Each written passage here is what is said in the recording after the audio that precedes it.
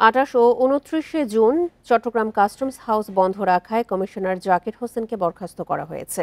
মঙ্গলবার এই সংক্রান্ত একটি প্রজ্ঞাপন জারি করেছে অর্থ মন্ত্রণালয়। বান্ডেল থাকলে প্রতি সেনমানিতে টাকা বাঁচবে। বিকাশ সেনমানি বান্ডেল কিনে জিতুন প্রতি লেনদেনে।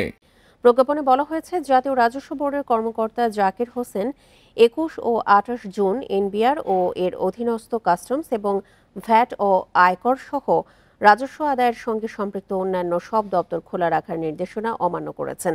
এছাড়া 28 ও 29 জুন শনি ও রবিবার কাস্টমস হাউস চট্টগ্রাম বন্ধ রেখে আমদানি রপ্তানি কার্যক্রম বাধাগ্রস্ত করে সরকারের রাজস্ব আদায়ে ক্ষতি করেছেন।